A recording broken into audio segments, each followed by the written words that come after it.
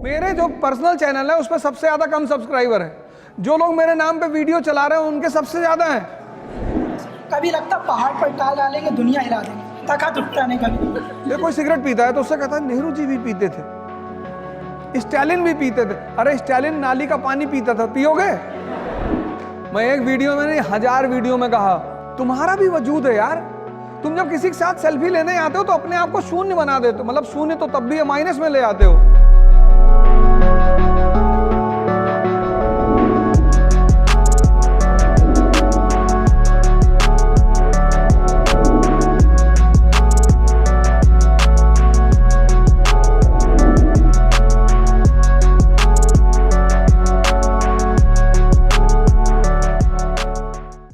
हमारी श्रीमती जी ने हमसे कहा कि यार एक बात बताओ, तुम में और में बेसिक डिफरेंस क्या है?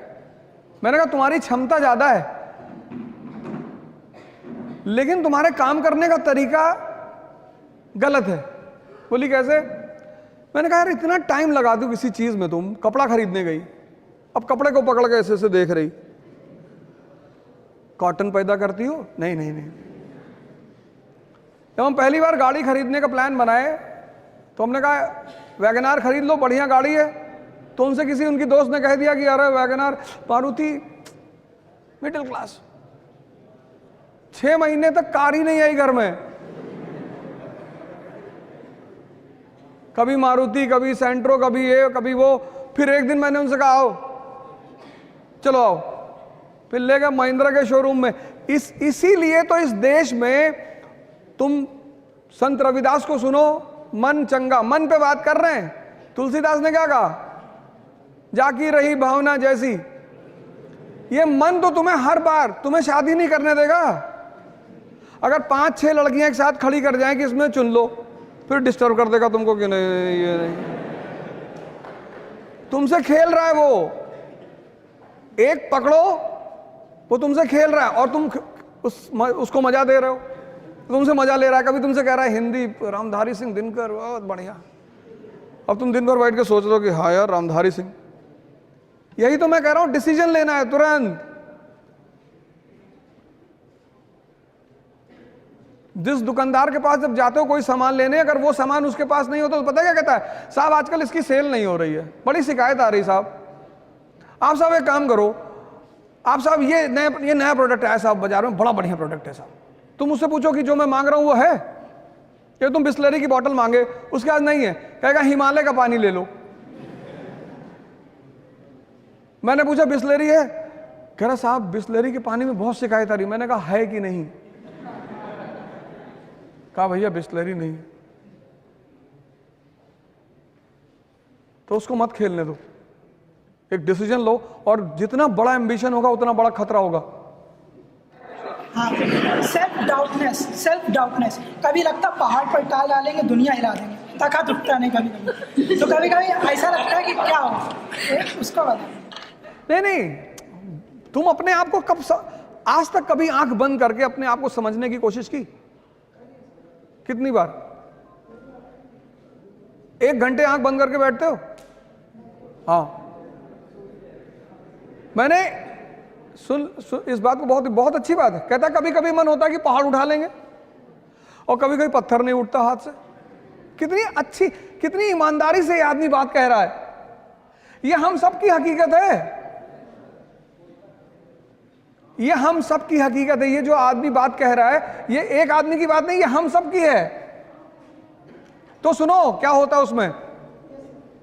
ये जो तुम्हारा सबकॉन्शियस, ये जो सारा ये मन ही तो है।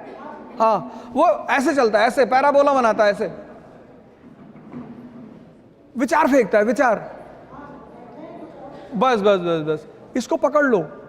कबीर ने कहा कि जो व्यक्ति अपने मन को अपना गुलाम बना लेगा बस वही इस दुनिया पर राज करेगा। क्योंकि जैसे तुम्हें 4 बजे उठना है, अब तुम्हारी नींद खुली 4 बजे, अब इसने तुमसे क्या कहा कि 5 मिनट और।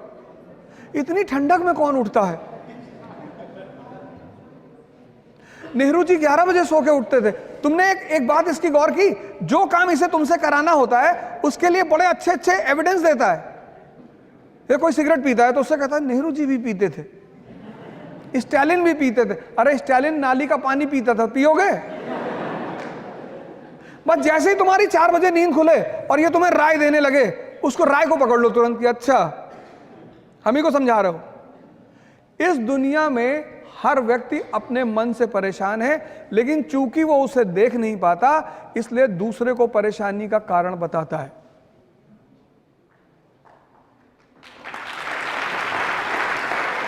इसलिए सारे धर्मों में आंख बंद करके पूजा करने का प्रावधान है, किसी में खोल कर नहीं है। क्योंकि जब तुम आंख खोलते हो तो तुम्हें दुनिया दिखाई पड़ती, लेकिन जब बंद करते हो तो तुम दिखाई पड़ते हो।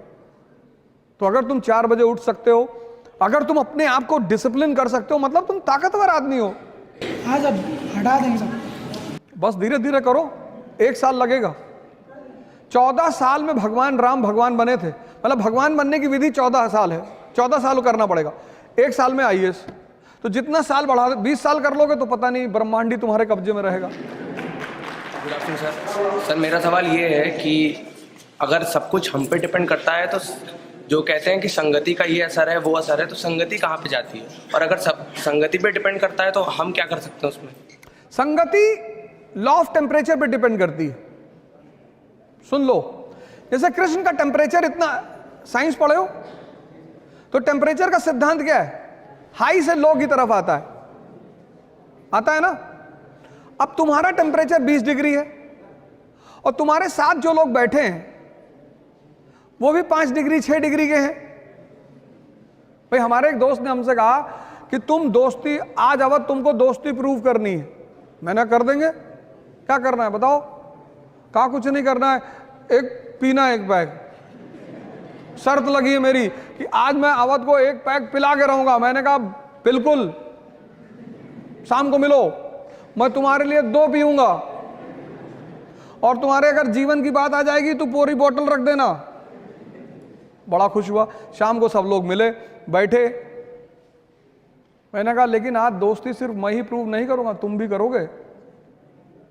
कहा हम भी करेंगे। हम गए, 1 गिलास नाली का पानी निकाल लाए। जब तुम्हारा अंदर की स्टेटस मजबूत है तो संगति तुम्हारे ऊपर कुछ नहीं कर सकती। लेकिन अगर तुम हल्के से कमजोर मानसिकता के हो, या तुम कभी ये सब ट्राई किया करो। गांधी जी की किताब का नाम है माय एक्सपेरिमेंट विद ट्रुथ। कभी जीवन में एक्सपेरिमेंट्स किया करो। दुकान में खड़े हो, कोई आदमी कपड़ा खरीद रहा है, उसे तुमने कह दिया भाई साहब इसका रंग उतर जाता है। अच्छा भैया, खरीदेगा ही नहीं। संगति उस पर प्रभाव डालती है जिसकी मानसिक स्थिति कमजोर है। वरना मोदी जी पता नहीं कितने कितने लोगों के साथ रहे होंगे, किसी का फर्क पड़ा नहीं, क्योंकि इंस्टिंक्ट अंदर की मजबूत है। तो अगर तुमने कृष्ण की तरह अपने आप को मजबूत कर रखा है तो तुम्हारे लिए कोई संगति नहीं। लेकिन अगर तुम मानसिक रूप से अपरिपक्व हो तो संगति बहुत बड़ा रोल पड़े। सारा जो शराब पीना कभी माँ बाप ने सिखाया किसी को? संगति ने। अरे कंसंट्रेशन बढ़ता है। सिगरेट पीना किसी के माँ बाप ने सिखाया? संगति। तो एक संगति अर्जुन की है कि वो महाभारत का युद्ध जीत रहा है, और एक संगति कर्ण की है।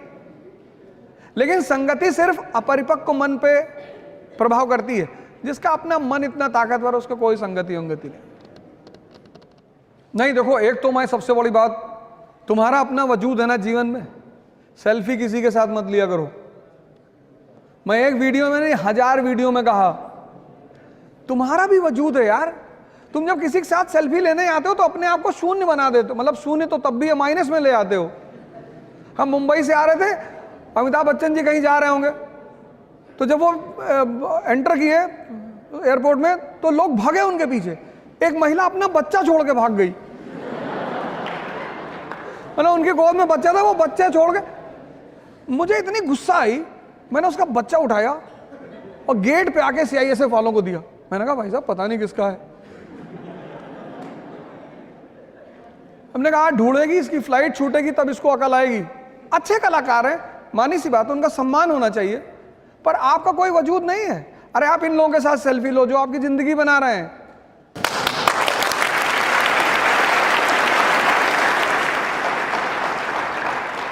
आप किसी को भी सड़क पे देखते हो, भैया भैया।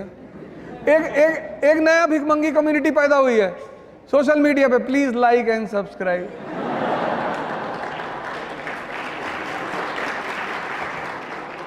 अरे भिखमंगे हो यार, तुम कुछ ऐसा करो कि लोग खुद ही सब्सक्राइब करें।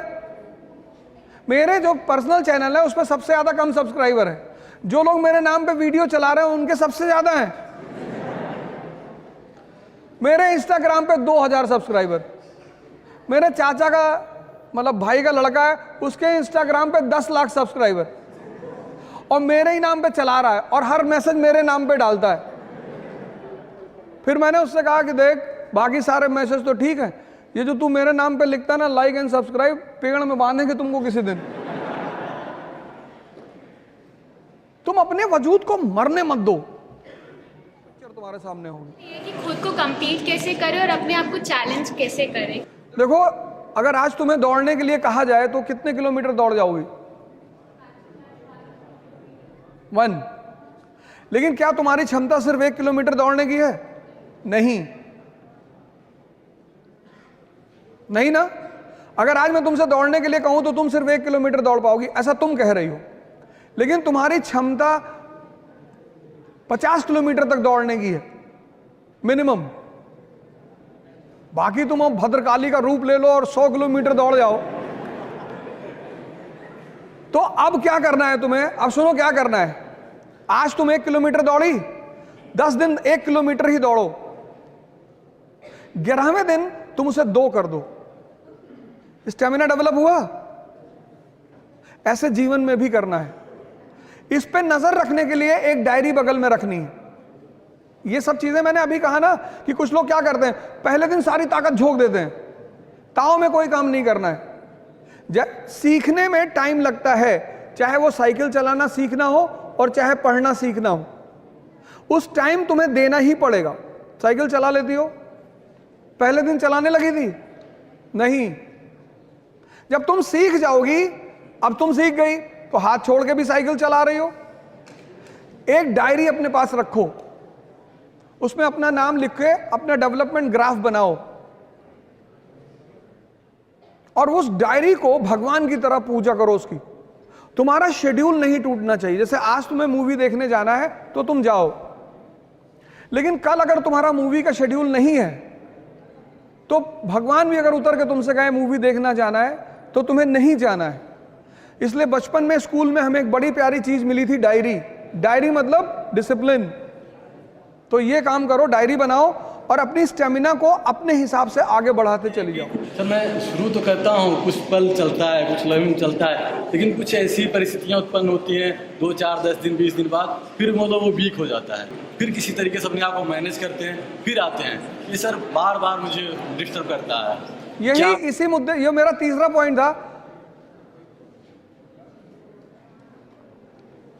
आज की जनरेशन को, आपकी तो जनरेशन थोड़ी सी आगे निकल गई, अब जो आ रही पीछे, इसका नाम रखा मैंने मैगी जनरेशन।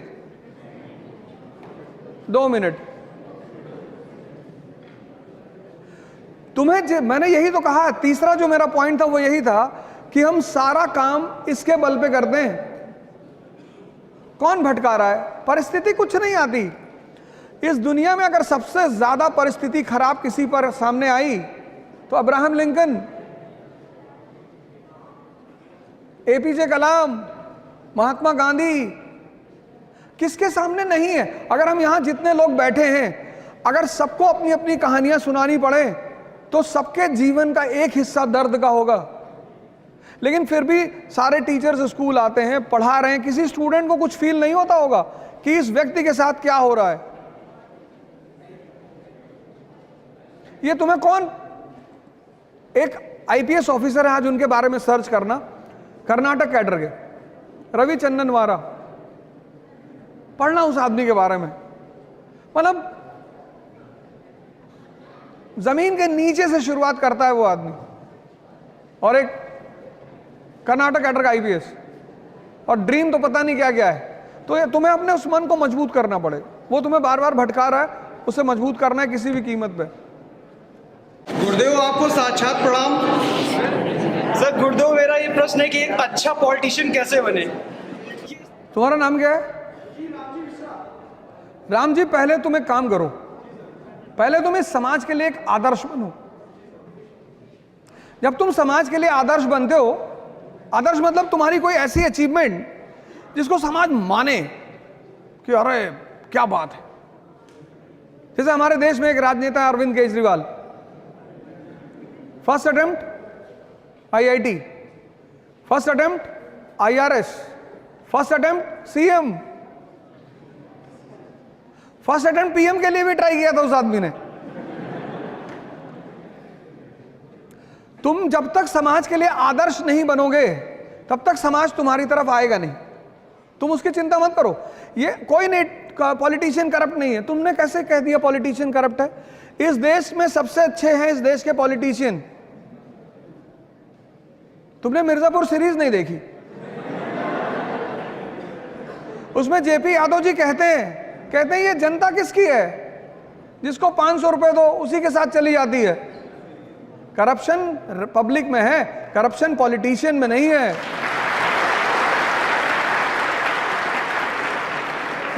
ये हम बहाने बनाते हैं। इस देश की हमेशा आदत रही है दूसरों पर ब्लेम डाल। भैया हमको महमूद गजनी ने लूट लिया, भैया हमको तैमूर ने लूट लिया, भैया नादिर शाह ने लूट लिया। तो तुम क्यों बटे हुए हो? आज भी तो ये देश बटा हुआ है। जिस देश को इतनी बार लूटा गया, इतनी बार मारा गया, और सबसे बुरा किसने मारा? अंग्रेजों ने। उस देश में तुम्हें एकता दिखाई पड़ती है? पहली इस देश की प्रजा को, जनता को समझना होगा। जब इस देश की जनता समझदार थी, अच्छी थी, तो राम मनोहर लोहिया जैसे लीडर थे, शास्त्री जैसे लीडर थे। ठीक है, तो तुम पहला एक काम करो, तुम एक आदर्श बनो, कुछ करो जो समाज एक्सेप्ट करेगी। वाह जिल्ले इलाही। और फिर मैं तुम्हें बताऊंगा अच्छा पॉलिटिशियन कैसे बनना है। आज बड़ा अच्छा लगा इस प्रोग्राम से। मैं एक बार फिर तहे दिल से यहाँ के पूरे स्टाफ, यहाँ के जितने टीचर्स हैं, जितने लोग हैं, मैं सबको धन्यवाद देता हूँ।